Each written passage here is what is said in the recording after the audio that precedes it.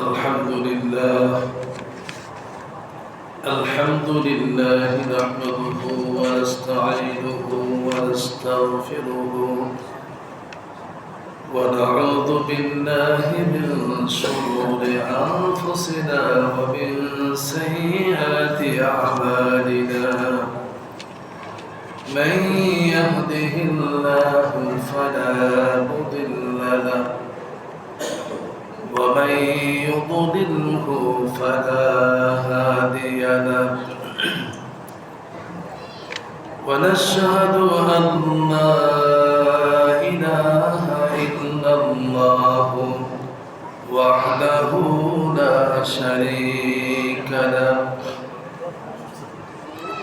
ونشهد أن سيدنا وسندنا وحبيبنا ومولانا محمدا عبده ورسوله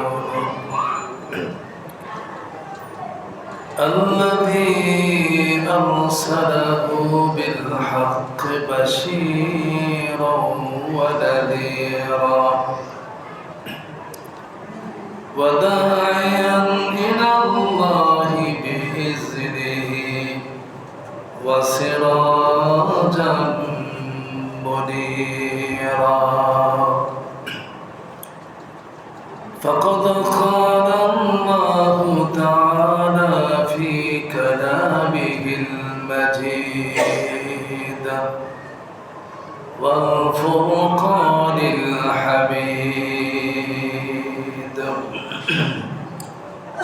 أعوذ بالله من الشيطان الرجيم بسم الله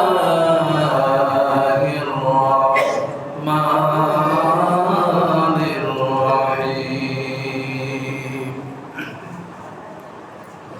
الله الذي خلقكم من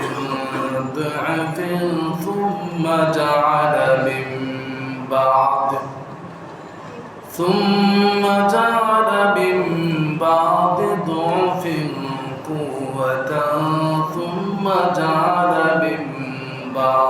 قوة ثم جعل من بعد قوة ضعفا وشيبة يخلق ما يشاء وهو العليم القدير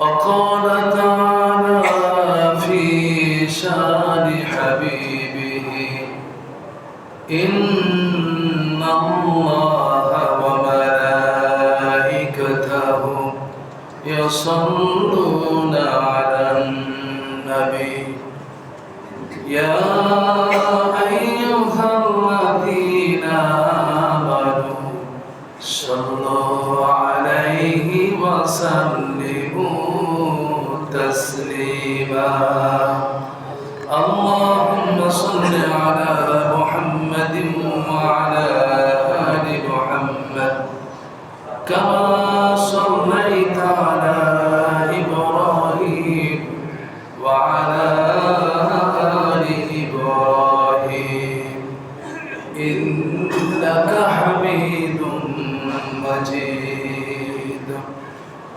اللهم بارك على محمد وعلى آل محمد كما باركت على إبراهيم وعلى آل إبراهيم إنك حميد مجيد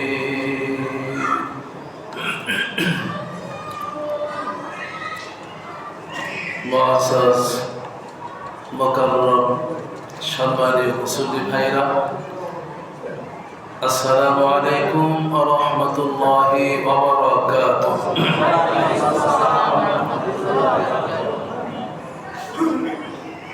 আমরা আলোচনার শুরুতে মহান বলিবেন আলিশান দরবারে কালিমাত শুকর আদায় করছি যে মনি আমাদেরকে আজকের এই জুমার নামাজ আদায়ের জন্য আগে আগে মসজিদে এসে উপস্থিত হওয়ার তৌফিক দান করেছেন। এজন্য আমরা সকলে বলছি আলহামদুলিল্লাহ। শুকর আদায় করছি মাবুদের দরবারে, যিনি আমাদেরকে অতীব ভালোবেসে বিভিন্ন এলাকা থেকে যথাসময়ে উপস্থিত করে দিয়েছেন পৃথিবীর শ্রেষ্ঠতম জায়গা জান্নাতের বাগানে আমরা হাজির হতে পেরেছি।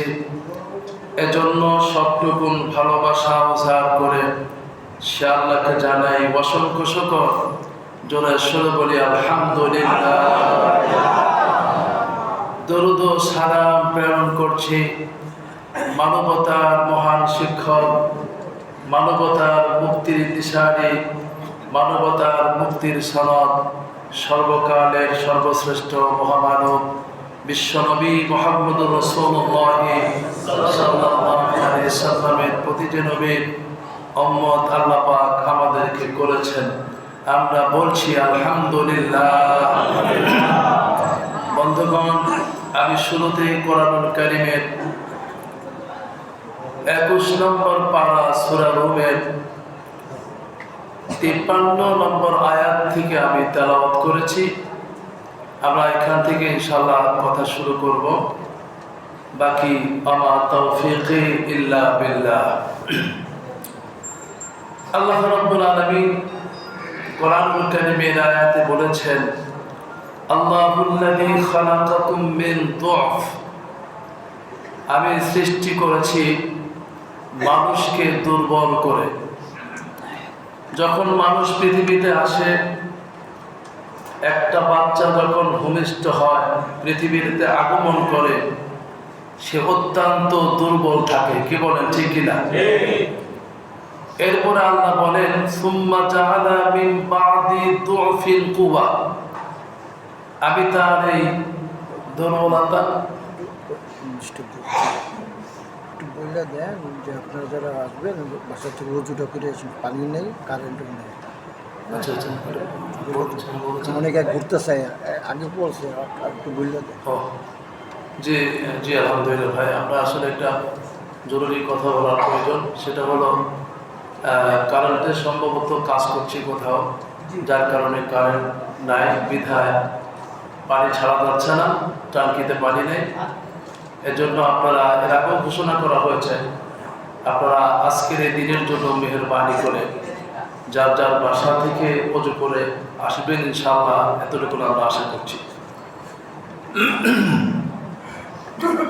যাই হোক, আমরা যে কথায় ছিলাম, যে আয়াতের মধ্যে আল্লাহ পাক বলেন, আমি তোমাদেরকে সৃষ্টি করেছি মিন দুআফিন, একেবারে দুর্বল করে।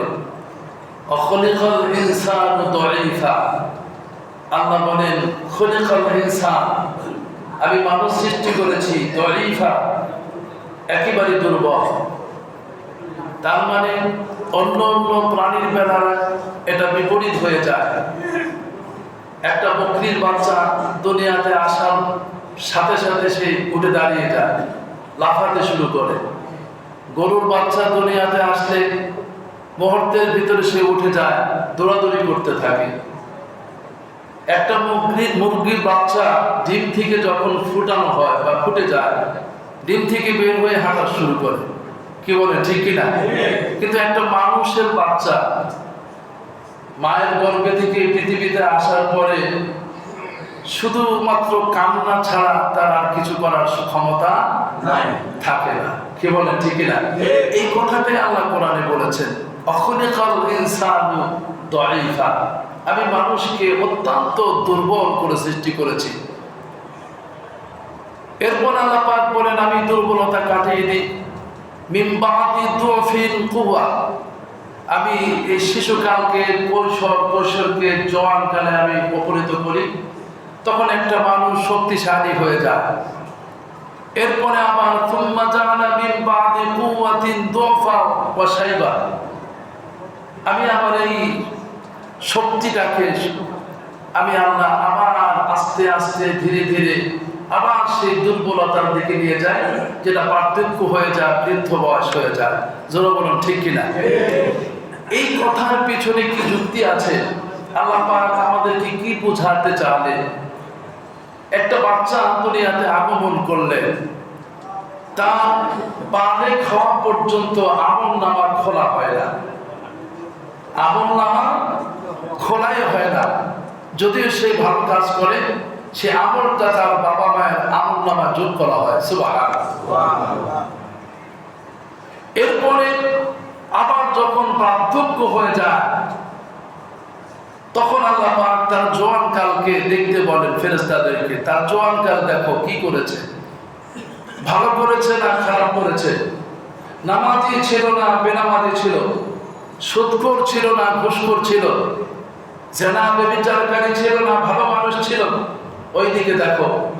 যদি সে ব্যক্তিটা ভালো হয়, তো বার্ধক্য জনিত কারণে যদিও সে ইবাদত করতে একেবারে অক্ষম হয়ে যায়, তারপরও তার আমলনামায় ওই জওয়ানকালের ইবাদতের ধারাবাহিকতা আল্লাহ পাক বৃদ্ধকালেও তার আমলনামায় সব দেখতে থাকে। সুবহানাল্লাহ। তাহলে এখন রইল মাঝখানে জওয়ানকাল, বার্ধক্য নয়, শিশুকালও নয়।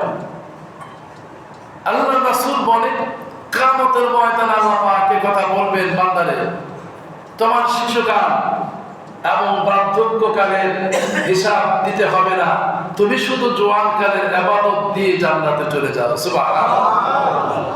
এজন্য অরজুলু মুআল্লাকাতুম মিনাল মাসাজিদ, যে মানুষটার অন্তর, যে যুবকটার অন্তর আল্লাহর ঘরের সাথে লাগানো থাকে, লটকায়া থাকে, কিয়ামতে ওই যুবকটাই আল্লাহর আরশের নিচে ছায়া পাবে। সুবহানাল্লাহ। যেদিন আল্লাহর আরশের ছায়া ছাড়া কোনো ছায়া থাকবে না। মাথা মগজ নাক কান দিয়ে গলে গলে পড়বে, জিহ্বাটা কুকুরের মতো বের হয়ে নাভি পর্যন্ত চলে যাবে। ওই সময় যুবকটা আল্লাহর আরশের নিচে ছায়া আসনে বসে থাকবে। সুবহানাল্লাহ। তাহলে বোঝা গেল যৌবনকাল, এটা নিয়ে আমাদের কথা, কি বলে ঠিক কিনা?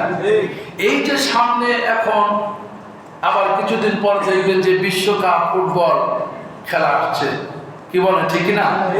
আপনারা জানেন, কিন্তু ঠিক বলেন আর না বলেন, আপনারা জানেন কিছুদিন পরে খেলা আসতেছে, মাজা শক্ত করতেছে, রাত কে কত বেশি জাগটা থাকতে পারে। রাতে 3টা নাই, 1টা নাই, 2টা নাই, যেই সময়টা পছন্দের দলটা খেলবে ওই সময় সে ঘুম বন্ধ করে বসে থাকে খেলা দেখার জন্য। জোরে বলুন ঠিক কিনা? জোরে বলুন ঠিক কিনা? আচ্ছা বলেন তো, যারা এই দলে ওই দলে, কেউ আর্জেন্টিনা, কেউ ব্রাজিল, তারপরে আছে না এরকম বিভিন্ন কি বলেন পর্তুগাল কত কিছু আছে, দেখবেন যে অনেকের পক্ষ নেয়, এমনকি তাদেরকে ভালোবেসে তাদের জার্সি পর্যন্ত গায়ে দিয়ে ঘুরে বেড়ায়। আছে না নাই? আছে না নাই? আছে। আচ্ছা, এই দেশের খেলোয়াড় গুলো, আর্জেন্টিনা বলেন আর ব্রাজিল বলেন আর অন্য রাষ্ট্র 2-4টা বাদে, বাকি এই খেলোয়াড় গুলো এরা কি একটাও মুসলমান? জোরে বলে একটাও মুসলমান? আপনি তার এই খেলা দেখার জন্য আপনাকে দেওয়া আল্লাহ পাকের হায়াতটা আপনি ব্যয় করছেন, অথচ তার মডেলটা আপনি ধারণ করেছেন, অথচ সে কাফের। আপনি একটা মুসলমানের সন্তান হইয়া, একটা মুসলমানের সন্তান হয়ে মুসলমান দাবি করে কাফেরের মডেল আপনি ধারণ করলেন। বলেন তো এই কাজটা কি ভালো হবে না খারাপ হবে? ভালো হবে না খারাপ হবে? আপনার ঈমানের মধ্যে সমস্যা আছে, দুর্বলতা আছে। আপনি, আল্লাহ বলেছেন উসওয়াতুন হাসানাহ, লাকাদ কানা লাকুম ফি রাসূলিল্লাহি উসওয়াতুন হাসানা, পৃথিবীর সবচেয়ে সুন্দর মডেল, সবচেয়ে সুন্দর আদর্শ যার মধ্যে আছেন তিনি হচ্ছেন মুহাম্মদুর রাসূলুল্লাহ সাল্লাল্লাহু আলাইহি ওয়াসাল্লাম।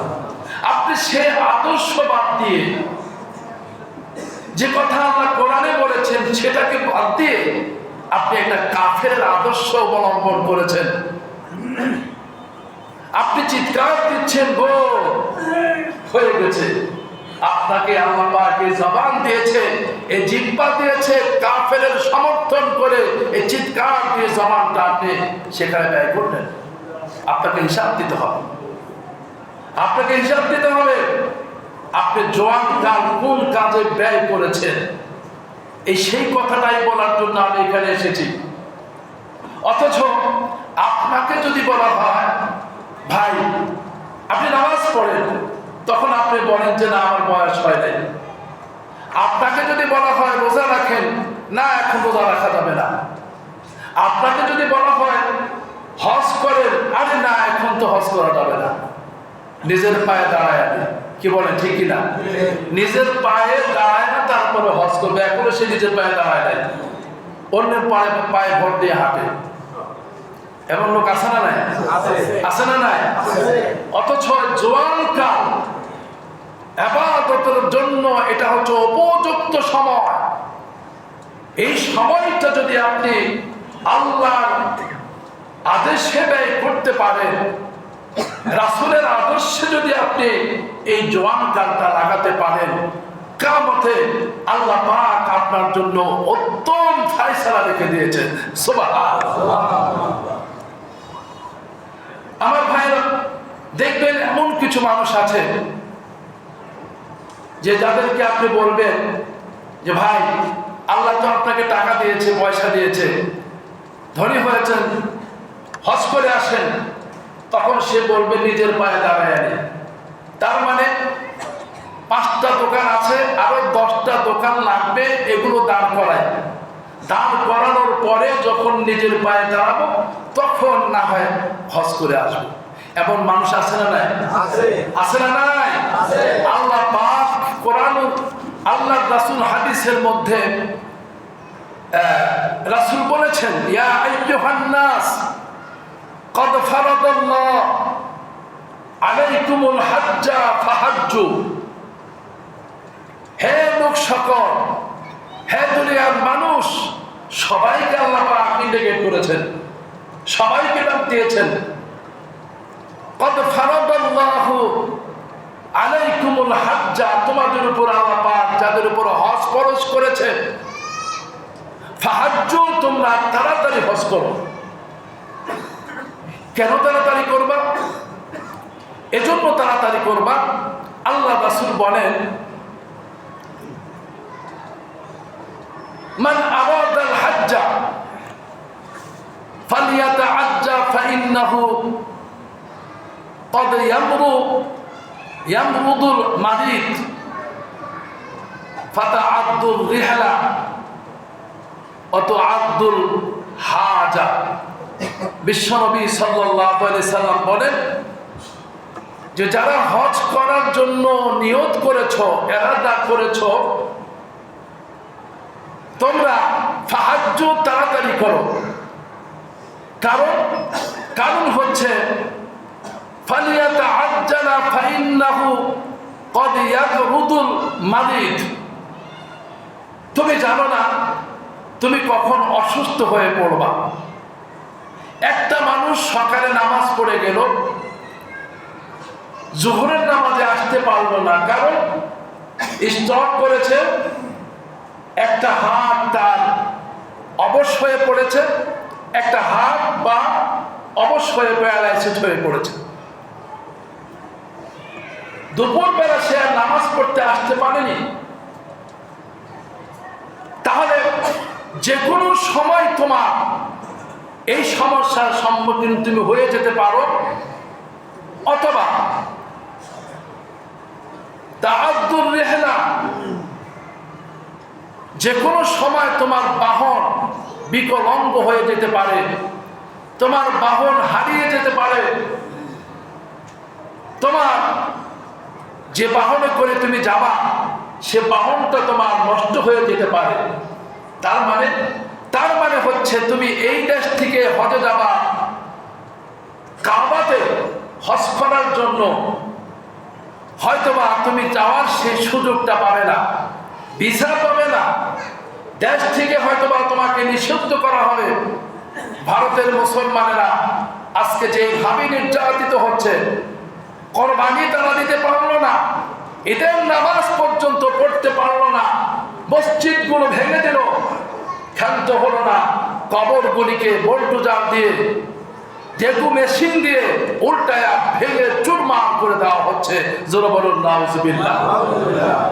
এরা কি চাইলেও হজে যেতে পারবে? এখন পারবে? কথা বলেন না কেন? যাদের ঘর নাই, বাড়ি নাই, দোকান নাই, ব্যবসা নাই, যারা নিজের ইচ্ছা স্বাধীন চলতে পারে না, এই কোটি কোটি মুসলমান কি এই মুহূর্তে চাইলেও হজে যেতে পারবে? পারছে না। আল্লাহ তাদেরকে এই অবস্থা থেকে মুক্ত করুন, আমরা সকলে বলি আমিন। আর আমার কথা হলো, এই অবস্থার পরিস্থিতি মোকাবিলায় আমরাও তো হতে পারি। জোরে বলুন ঠিক কিনা? যে কোনো সময় এমন সমস্যা আমাদেরও আসতে পারে,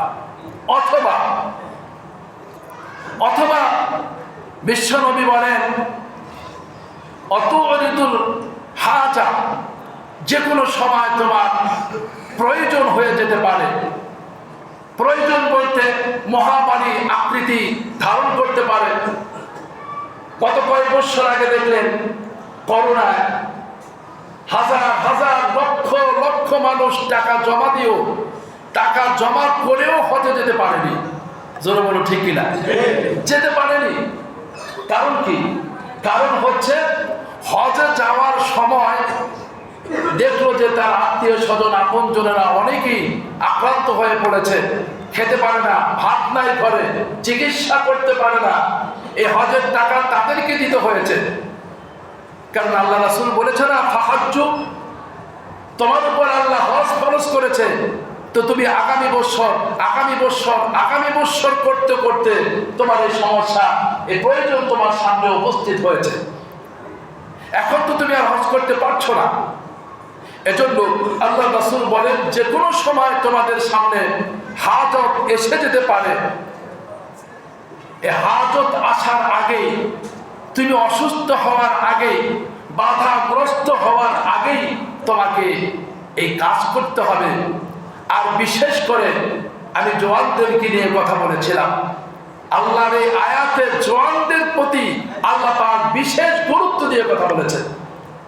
কারণ তাদের জওয়ানি, তাদের শক্তি, এই কথাটা আল্লাহ কোরআনে বলেছেন যে এই শক্তিটা যদি তোমরা কাজে লাগাতে পারো তাহলে তোমাদের জন্য উত্তম ফায়সালা রয়েছে। এরপরে আসুন, বিশ্বনবী সাল্লাল্লাহু আলাইহি সাল্লাম বলেন, মা তাবিউল হজ্জ ওয়াল উমরাহ ফাইন্নাহুমা ইয়ানফিআনিল ফাকর ওয়াজ যুনুব। আল্লাহ রাসূল বলেন, হজ করে, উমরা করে তোমরা কোনোদিন ঠকবা না, ঠকতে পারো না। এই কথা বলেছেন কে? বিশ্বনবী মুহাম্মদুর রাসূলুল্লাহ সাল্লাল্লাহু আলাইহি সাল্লাম।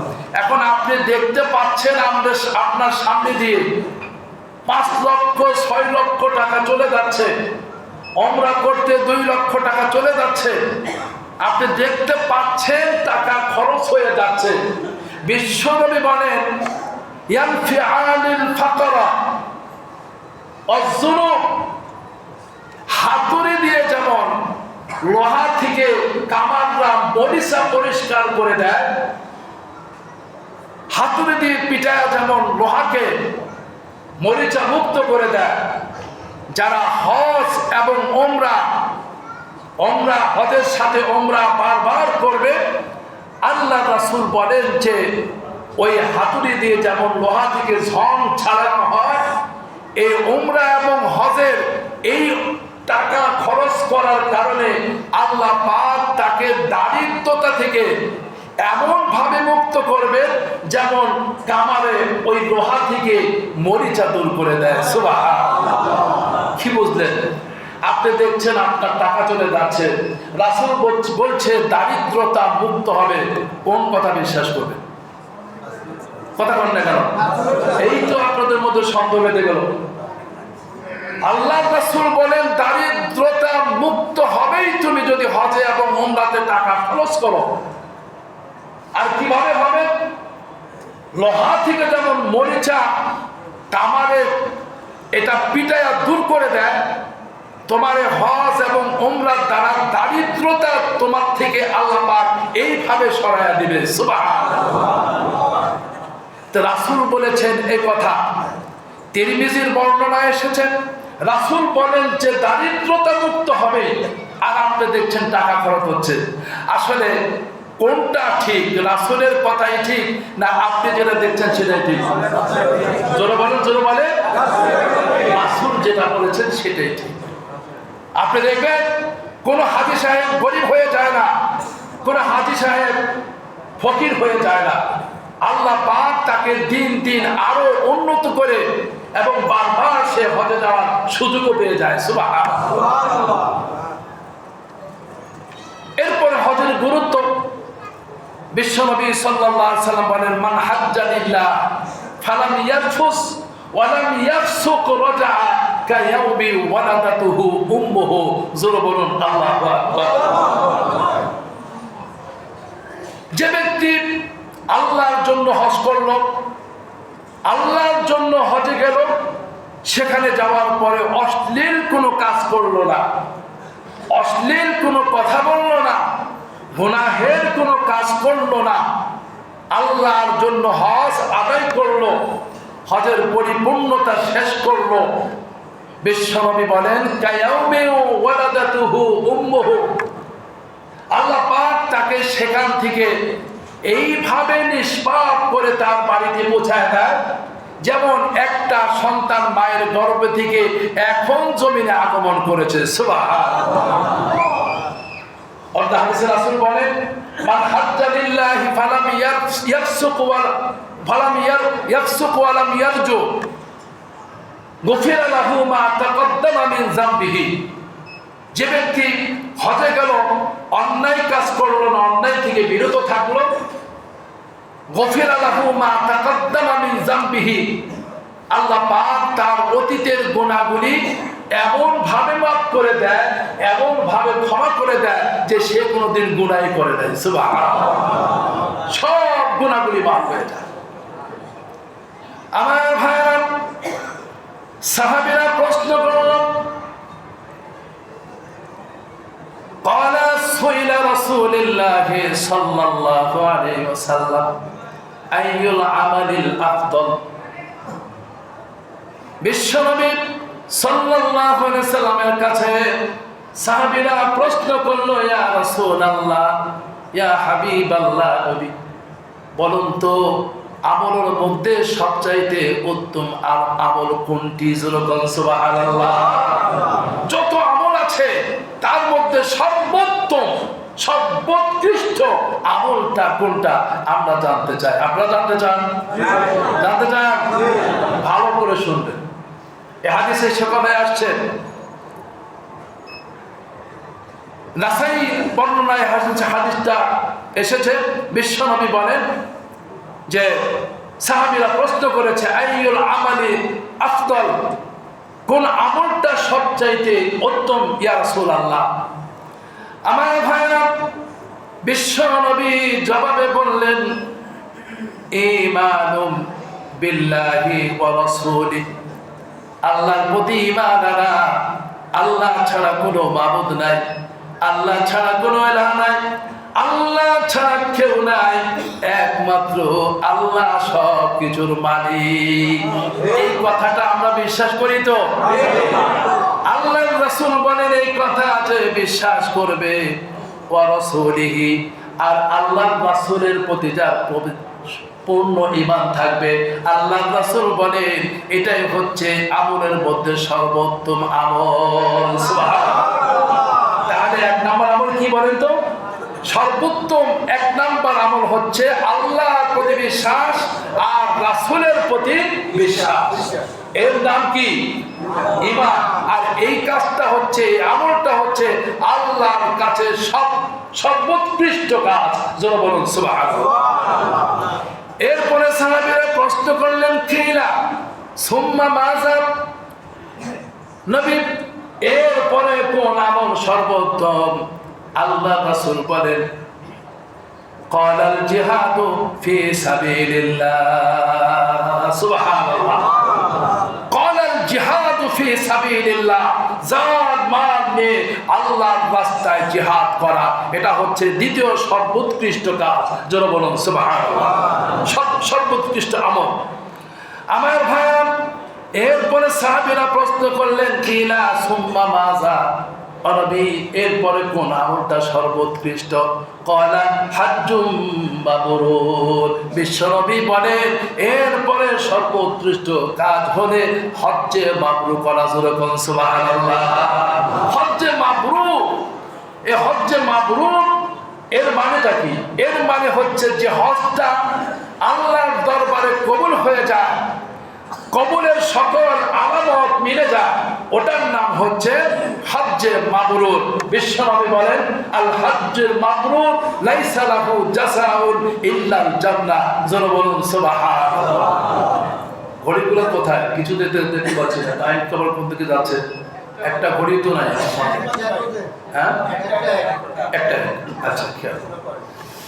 আমার ভাইরা, আল্লাহর রাসূল বলেন, হজ্জে মাবরুর সেই হজ, যে হজ আল্লাহর দরবারে কবুল হয়ে যায়, আর ওই হজের বিনিময় আল্লাহর জান্নাত ছাড়া আর কিছু হতে পারে না। আল্লাহর জান্নাত একমাত্র আল্লাহর জান্নাতে হয়। সেই হজের বিনিময় যে হজটা আল্লাহর দরবারে কবুল হয়ে যায়, হজ্জে মাবরুর হয়ে যায়। জোরে বলুন সুবহানাল্লাহ। আমার ভাইরা, বিশ্ব নবী বলেন, যারা হজে গেল, মানুষকে কষ্ট দিল না, মিন লিসানিহি ওয়া ইয়াদিহি, তার জবান দ্বারা, তার হাত দ্বারা কোনো হাজি কষ্ট পেল না, কোনো হাজিকে বুক দিয়েও কষ্ট দিল না, হাত দিয়েও কষ্ট দিল না। এই হাজি যারা আল্লাহর ঘরে হজ করে আসে, আল্লাহ রাব্বুল আলামিন তাদের অতীতের সব গুনাহগুলি মাফ করে দেয়।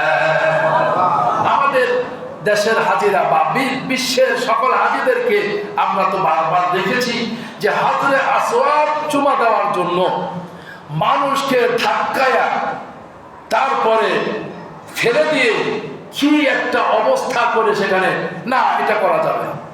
এইভাবে মানুষকে কষ্ট দিয়ে হাজরে আসওয়াদ চুমু দেওয়ার কোনো মানে হয় না। আপনি হাজরে আসওয়াদ চুমু দেবেন, টার্গেট থাকতে হবে আপনার, কারণ হাজরে আসওয়াদ চুমু দেওয়াও ভাগ্যের ব্যাপার। আপনি ধাক্কা ধাক্কি করবেন কেন?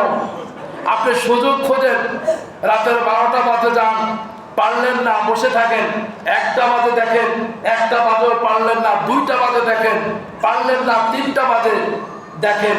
এর মধ্যে কোনো একদিন আপনি সুযোগ পেয়ে যাবেন, আর ওই সুযোগে আপনি ফ্রিতে আপনি হাজরে আসওয়াদ চুমু দিয়ে আসবেন। সুবহানাল্লাহ। আমার ভাইরা, হাজরে আসওয়াদ এমন একটি পাথর, যে পাথরটা জান্নাত থেকে নিয়ে আসা পাথর। এই পাথরটা কিয়ামতের ময়দানে আল্লাহ পাক আবার উঠাবেন। এই হাজরে আসওয়াদকে আল্লাহ পাক একটা জবান দান করবেন, আর এই হাজরে আসওয়াদকে আল্লাহ পাক 2টা চোখ দান করবেন। সুবহানাল্লাহ। যে হাজরে আসওয়াদ আমরা চুমে দিয়ে আসি, এই হাজরে আসওয়াদকে আল্লাহ পাক ইয়াবাসুল্লাহ, কিয়ামতের ময়দানে আল্লাহ পাক তাকে উঠাবেন। সুবহানাল্লাহ। উঠানোর পরে তাকে 2টা চোখ দিবেন, চোখ দিয়ে দেখবেন, তার জবান দিবেন, জিহ্বা, জবান দিয়ে সে কথা বলবেন, এবং আল্লাহর দরবারে ওই ওই ওই ওই ব্যক্তির জন্য সুপারিশ করবে যারা দুনিয়াতে তাকে চুমু দিয়েছে। যেরকম সুবহানাল্লাহ। তাদের পক্ষে সাক্ষী দিয়ে তাদেরকে জান্নাতে দেওয়ার সকল ব্যবস্থা করবে। সুবহানাল্লাহ। আমার ভাইরা, এজন্য আমরা হজে গেলে পরে মানুষকে কষ্ট দেব না, মানুষকে হাত দিয়েও আঘাত করব না, মানুষকে জবান দিয়েও কষ্ট দেব না। আর এমন হজ যদি হয়ে যায়, সে হজ আল্লাহর দরবারে কবুল হয়ে যায়। সুবহানাল্লাহ, সেটাই হয়ে যায় হজ্জে মাবরুর। জোরে বলুন সুবহানাল্লাহ। আমার ভাইরা, আল্লাহ পাক বলেন ওয়াতিমুল হাজ্জা ওয়াল উমরাতা লিল্লাহ ফাইন উহসিরতুম ফামাস্তাইসারা মিনাল হাদি। তোমরা যারা হজ এবং উমরা করার জন্য নিয়ত করেছো, তোমরা তাড়াতাড়ি করো, তোমাদের ওয়াদা তোমরা পূর্ণ করো। হজ যদি ফরজ হয় হজ করো, উমরা করার নিয়ত করেছো উমরা করো। কারণ আল্লাহ পাক এই হজ এবং উমরার মাধ্যমে তোমাকে আল্লাহ পাক বেগুনাহ মাসুম বানায় দিবেন। অযুনুব, জোরে বলুন সুবহানাল্লাহ। আমার ভাইরা, হাদিসে পাকের মধ্যে আছে আল্লাহ নবী, বিশ্ব নবী সাল্লাল্লাহু আলাইহি সাল্লাম বলেন, ইসলাম আগের গুনাহগুলি মাফ করে দেয়, আর হিজরত আগের গুনাহগুলি মাফ করে দেয়, আর হজের দ্বারা আল্লাহ পাক অতীতের গুনাহগুলি ধুয়ে মুছে ধ্বংস করে দেয়। সুবহানাল্লাহ। আপনি ইসলাম গ্রহণ করেছেন, যার কারণে অতীতের গুনাহ মাফ। আপনি আল্লাহর জন্য হিজরত করেছেন, আল্লাহ পাক আপনার অতীতের গুনাহ মাফ করে দেবে। আর আপনি আল্লাহর জন্য হজ এবং উমরা করেছেন, আল্লাহ পাক আপনার অতীতের গুনাহগুলি এমন ভাবে মাফ করবেন যে ধুয়ে মুছে সব বরবাদ করে দেবে। সুবহানাল্লাহ। বিশ্বনবী সাল্লাল্লাহু আলাইহি সাল্লাম বলেন যে হাদিসে পাকের মধ্যে আসছে, কোন ব্যক্তিকে আল্লাহ পাক সুস্থ রেখেছেন। হাদিসে কুদসিতে আসছে, কোন ব্যক্তিকে আল্লাহ পাক সুস্থ রেখেছেন, প্রশস্ত রিজিক দান করেছেন, টাকা পয়সা দান করেছেন, এবং এইভাবে সে 5 বছর অতিক্রম করেছে। কয় বছর? জোরে বলুন, কয় বছর? তাকে সুস্থ রেখেছেন, তাকে মানে অপরিমিত রিজিক আল্লাহ পাক দিয়েছেন।